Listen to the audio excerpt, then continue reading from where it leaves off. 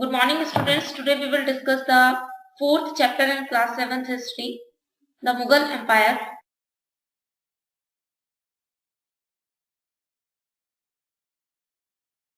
Basically, we have discussed the very first part of this chapter, and in that part we have discussed about Babur. So today at first we will have a brief description of Babur and his empire,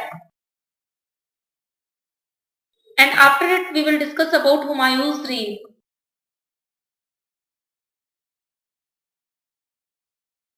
And in Humayun's reign we will also discuss about Sher Shah Suri, who is also considered as the forerunner of Akbar. If we look for this map shows the Babur's empire, or we can say the areas where Babur's empire was developed, like the Kabul, like in Kabul, Lahore, Agra, Khanwa, Panipat and Chanderi. In Chanderi, or we can say in the Battle of Chanderi, he defeated Rajput king Medini Rai. In the first Battle of Panipat, he defeated Ibrahim Lodi. In the Battle of Khanwa, he defeated Rana Sanga, and he came India in 1526. As we can see, Babur's rule was very short one, lasting only 4 years. He died in 1530. So, if we discuss about Babur's character, we have an authentic source, that is Baburnama.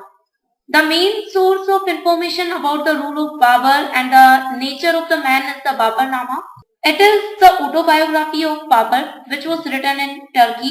He was a scholar, a shrewd observer, and a poet with a sensitive understanding of fine arts. He looked upon the Hindus as infidels or disbelievers.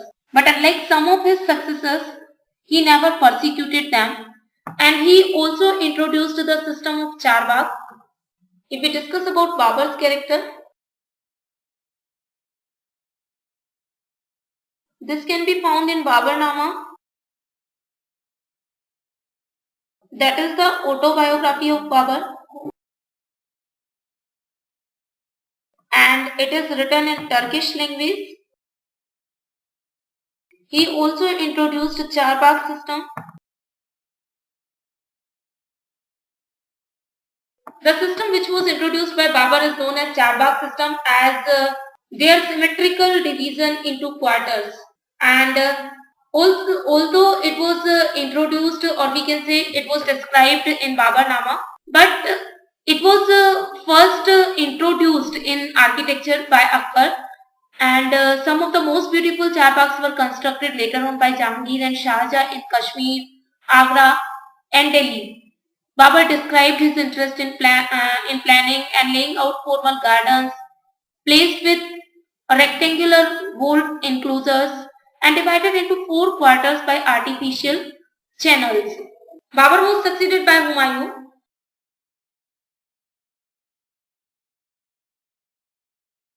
And if we discuss about Humayun's rule, it can be divided into 2 periods. The one period is from 1530 to 1540. And after it from 1555 to 1556. Babur's son Humayun ascended the throne of Delhi in 1530. Babur left an empire to his son, which was yet to be consolidated, and Humayun tried to enlarge his empire by annexing present-day Gujarat, parts of Rajasthan and Bihar. Though he was an able commander, he did not possess the sustained spirit and energy of his father, and added to that he had to face strong opposition from his brothers, the Afghan nobles and Bahadur Shah of Gujarat. This picture shows the Battle of Gujarat. The Battle of Gujarat, which was fought in 1535, and in this battle Humayun got victory and he annexed Gujarat. Humayun divided his inheritance according to the will of his father, and each brother were given a province. But the ambitions of his brother Mirza Kamran weakened Humayun's cause against Afghan competitors, and at that time Sher Khan emerged on the scene, and Humayun was defeated by Sher Shah.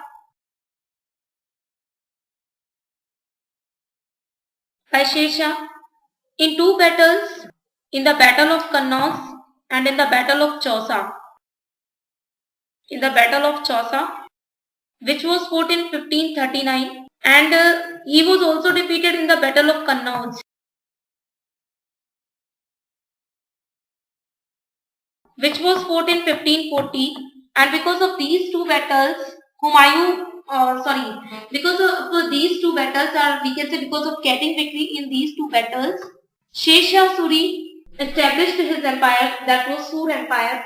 Sher Shah was the Afghan governor of present-day Bihar, and in 1531 he declared his independence from Humayun. Sher Khan defeated Humayun in the Battle of Chausa and in the Battle of Kannaus, and that's why Humayun fled to Sindh and then to Persia, where he remained in exile for 15 years. And his son Akbar was born during this exile in Sindh. In 1555, Humayun made a second attempt to regain Delhi. He captured Lahore and occupied Delhi and Agra. However, his triumph was short-lived, and Humayun died the following year. It means in 1556, Humayun got dead. If we discuss about Sher Shah Suri, Sher Khan's real name was Farid Khan, and he assumed the title of Sher Shah Suri in his short rule of 5 years. He proved to be a capable leader. Sher Shah was an excellent administrator who introduced so many reforms. He brought crime under control.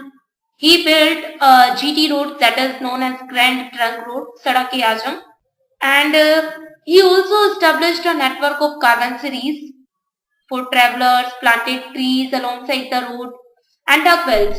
The Grand Trunk Road ran for 3000 km from East Bengal to Peshawar, passing through Agra, Delhi and Lahore. Sher Shah controlled the empire with the help of a powerful central army.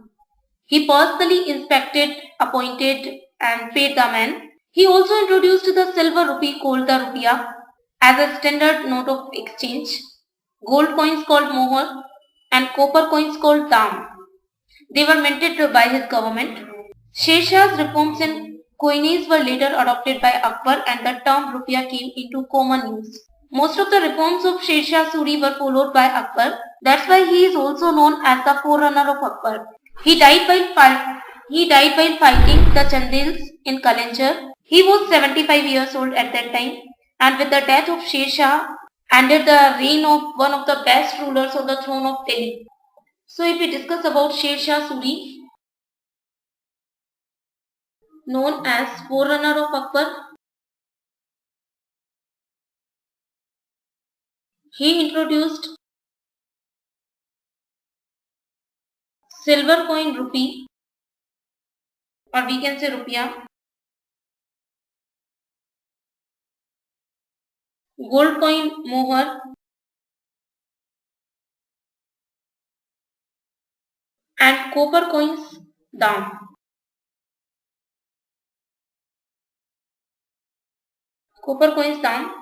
And he made Grand Trunk Road,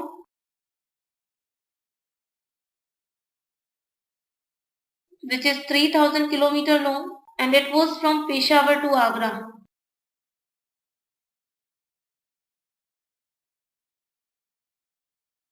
And he got dead at the time of fighting the Chandelas in Kalinjar.